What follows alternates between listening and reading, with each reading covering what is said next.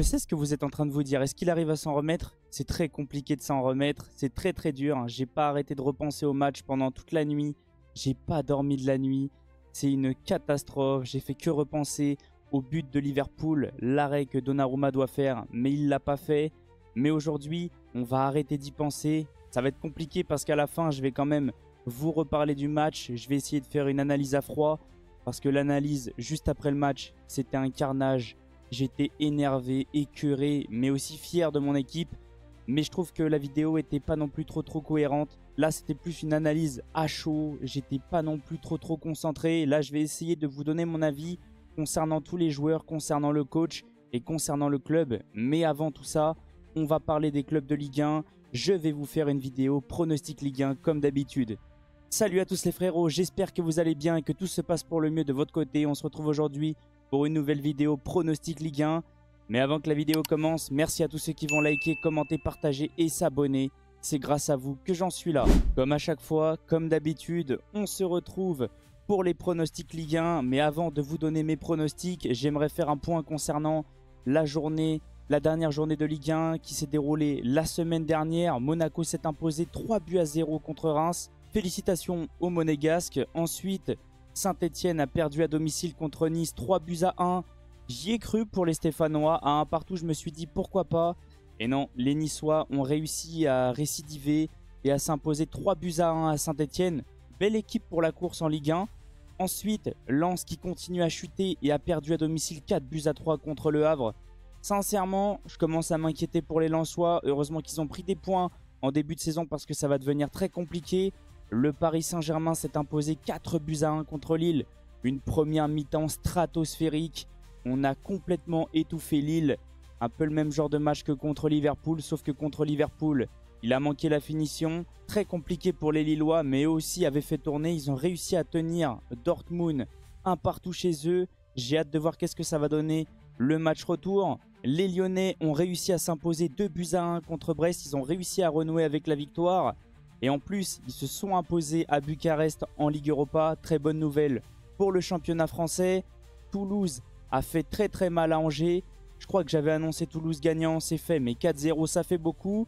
Strasbourg a réussi à s'imposer à Auxerre 1-0. Sincèrement, je ne m'y attendais pas. Félicitations aux Strasbourgeois. Je crois que c'est la deuxième défaite de Auxerre à domicile. Rennes, encore une fois, Rennes récidive. Ça va vraiment très bien depuis l'arrivée de Habib Beye. 4-0 à Montpellier.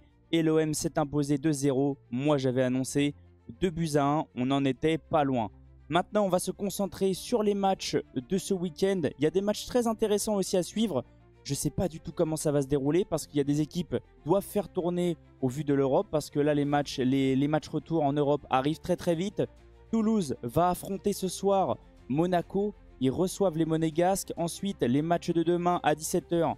Le Paris Saint-Germain se déplace à Rennes. Attention, parce que là, je pense que les Parisiens ont le match à Anfield dans la tête. Il ne faut pas non plus trop oublier le match contre Rennes. Ça va être très compliqué. Je pense que là, les Rennais ont clairement une carte à jouer. Ensuite, les Lillois reçoivent Montpellier à 19 h. Sincèrement, c'est une bonne nouvelle pour les Lillois. Sans non plus manquer de respect à Montpellier. Les derniers du championnat, ils vont pouvoir faire tourner et préparer le match contre Dortmund. Ensuite, les Marseillais vont recevoir Lens à 21 h 05, le match du samedi soir. Ça va être un match très intéressant, comment les Lensois vont réagir et aussi les Marseillais, comment les Marseillais vont aborder ce match. Et les matchs du dimanche, Brest qui reçoit Angers. Attention, ça peut être un match piège, un multiplex. Le premier match, Le Havre qui reçoit l'AS Saint-Etienne, un match du bas de tableau et surtout un match pour le maintien. Nantes qui reçoit Strasbourg, un autre match pour le maintien. Reims qui reçoit Auxerre. Et le match du dimanche soir, très intéressant à suivre, Nice qui reçoit l'Olympique Lyonnais. Je sais que beaucoup se posent la question, quand mon acolyte va revenir, vous inquiétez pas, il va pas tarder à revenir, mais en ce moment c'est assez compliqué de faire ce genre de tournage. Surtout que moi j'étais très concentré sur le match du Paris Saint-Germain et là surtout j'aimerais vous faire une vidéo assez sérieuse pour aborder ensuite le débrief à froid du match PSG-Liverpool. On va déjà commencer par le premier match, Toulouse qui reçoit Monaco ce soir à 20 h 45. Ça va être un match très intéressant à suivre. C'est très compliqué de jouer à Toulouse. On l'a vu avec le Paris Saint-Germain qui s'est déplacé là-bas. Je vois les Monégasques continuer dans leur très belle lancée. La défaite contre Benfica les a réveillés. Je vois Monaco s'imposer 2-1 à Toulouse. Bien sûr, ne venez pas m'agresser, c'est possible que je me trompe. Ensuite, les matchs de demain à 17 h. Rennes qui reçoit le Paris Saint-Germain. Je pense que Luis Enrique va faire tourner, mais je vois le PSG gagner. Je vois le PSG essayer de se mettre sur une sorte de confiance avant d'affronter Liverpool. Et je vois le PSG s'imposer pas sur un gros score, 2-1. Ensuite, Lille qui reçoit Montpellier à 19 h. Attention, ça peut être un match piège. Mais je vois les Lillois faire à peu près comme le Paris Saint-Germain et se mettre en confiance avant de recevoir Dortmund. Même s'ils vont peut-être faire tourner, je vois les Lillois s'imposer 3-1. Le match du samedi soir, Marseille qui reçoit Lens à 21 h 05. Bizarre un peu aussi comme match. Les Marseillais vont quand même s'imposer. Les Lensois, c'est très compliqué en ce moment. Ils sont vraiment en train de tomber. Heureusement qu'ils ont pris des points en début de saison parce que j'ai très peur pour eux. Je vois les Marseillais s'imposer 2-1. Les matchs du dimanche, on va déjà se concentrer sur le match de 15 h. Brest qui reçoit Angers. Je vois un match se finir sur un match nul de partout. Ensuite, le multiplex à 17 h 15. On va se concentrer déjà sur le match Le Havre AS Saint-Etienne. Je vois l'AS Saint-Etienne s'imposer à Le Havre et renouer avec la victoire. Je vois la SSE s'imposer 3-1. Ensuite, Nantes qui reçoit Strasbourg. Attention, ça peut être un match piège. Ça aussi, mais c'est compliqué de jouer à Nantes. Je vois les Nantais s'imposer 2-0. Reims qui reçoit Auxerre. Et là, je vais direct avec vous. Je dirais que les deux équipes sont dans une série assez sombre. C'est assez compliqué pour les deux équipes. Je vois un match se finir en 1 partout.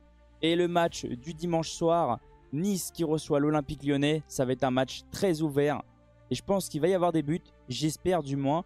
Parce que ce genre de match-là, on attend beaucoup de buts pour pouvoir se régaler. Je vois les Niçois s'imposer à domicile.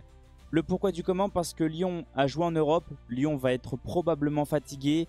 Et les Niçois ont envie de conserver leur place en Ligue 1. Allez, 3-2 pour Nice. En tout cas, n'hésitez pas à me dire qu'est-ce que vous ressentez concernant mes pronostics. J'ai essayé d'aller assez vite quand même pour pouvoir parler aussi du match entre le PSG et Liverpool. Et j'ai essayé d'être le plus objectif possible. Je sais qu'il y en a qui vont se poser la question, est-ce que je suis énervé même à froid? Non. Et même à chaud, je n'étais pas spécialement énervé, j'étais surtout écœuré. Le Paris Saint-Germain a proposé une très belle prestation contre Liverpool. C'était très intéressant dans le jeu. Tactiquement, Luis Enrique a proposé quelque chose de très intéressant, très agréable à regarder. Mais bien sûr, c'est la frustration qui parle. On est écœuré. Sincèrement, étant supporter du PSG et étant le plus objectif possible, ce match-là, on doit le gagner. On le refait 9 fois sur 10, on s'impose 9 fois. Et je rigole pas. Sincèrement, le Paris Saint-Germain mérite de gagner. Mais félicitations tout de même à Liverpool qui a proposé quand même quelque chose de très intéressant, surtout défensivement. Et qui a su profiter du petit manque d'attention du Paris Saint-Germain et surtout de la fatigue. Mais sinon, dans la globalité, c'est plutôt intéressant. Je vais commencer déjà par Luis Enrique. Sincèrement, son match est très intéressant. C'est pas lui qui est devant le but. C'est lui juste qui installe une sorte de tactique, une sorte de système. Et lui, après, il n'a plus qu'à regarder. Ces joueurs n'ont pas été capables de marquer. Pour moi, Luis Enrique mérite quand même une note de 8,5, même s'il a perdu. Ensuite, je vais commencer par les attaquants parce que j'aimerais terminer par Donnarumma. Parce que j'ai beaucoup de choses à dire concernant Donnarumma. Ousmane Dembélé, pour moi, fait un bon match. Mais au niveau de la finition, aujourd'hui, c'était assez compliqué. Pas assez efficace. Mais pour moi, il n'a pas non plus fait un match catastrophique. Mais au niveau de la finition, pour moi, il mérite une note de 7, pas plus. Ensuite, Kvaratskhelia, pour moi, c'est quand même l'homme du PSG. C'est le meilleur joueur sur le terrain au niveau du Paris Saint-Germain. Sincèrement, le danger venait que de lui. En étant sincère, lui cadrait au moins ses frappes. Il a failli marquer, le but était incroyable. Sincèrement, moi, la VAR, j'aime pas du tout ça.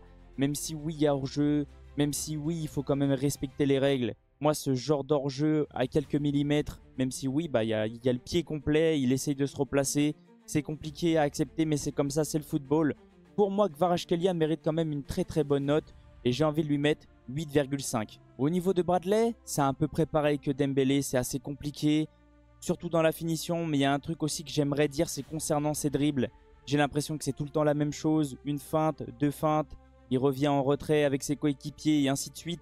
Les défenseurs ont compris comment défendre sur lui, mais pour moi, Barcola mérite quand même un tout petit peu en dessous de Dembélé, mais je vais pas non plus lui mettre une note catastrophique parce que j'ai pas non plus envie d'être méchant avec les joueurs du PSG. Fabien Ruiz fait un bon match, je vais pas lui tomber dessus cette fois. Fabian, j'ai envie de lui mettre 7. J'irai pas non plus au-dessus, mais pour moi, Fabian fait un bon match. Ensuite, Joao Neves, sincèrement, hier, j'ai peut-être été un tout petit peu méchant avec lui à cause de son occasion ratée. J'ai revu un petit peu l'action, le ballon est dévié, ça rebondit dans tous les sens. Mais sincèrement, en fait, au vu de la technique qu'il a, au vu de ce qu'il nous propose depuis le début de la saison, ce genre d'action-là, avec le talent qu'il a, ça doit être au fond. Ça m'a peut-être un petit peu énervé hier, mais moi je vais lui laisser 7. Parce que pour moi, il a fait quand même un très bon match, il court partout. C'est comme Vitinha, ils apportent énormément au Paris Saint-Germain, surtout défensivement. Ils sont tout le temps là au pressing, tout le temps là en train d'essayer d'apporter un plus au Paris Saint-Germain. Le milieu Vitinha, Joao Neves, je surkiffe. Au niveau de la défense, je vais commencer par les latéraux et je vais commencer par Achraf Hakimi qui fait encore une nouvelle fois un bon match, mais il n'a pas non plus été stratosphérique. Il y en a qui vont me dire « Ouais, il a fait un très gros match », je suis pas d'accord. Il a perdu quelques ballons, il a été mis en difficulté quelques fois. Je vais lui laisser 7 parce qu'il ne fait pas un match catastrophique bien sûr, mais pour moi il fait un bon match. Voilà, tout simplement. Et ensuite, Nuno Mendes, très impressionné par lui. Sincèrement, son début de match est incroyable jusqu'au but parce qu'il est fautif pour moi sur le but.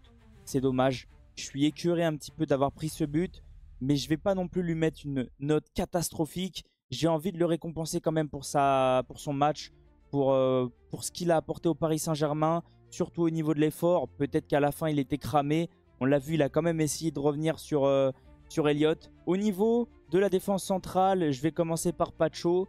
Et pour moi, très compliqué Pacho. Ça n'a pas non plus été une catastrophe, mais je l'ai senti un tout petit peu en dessous.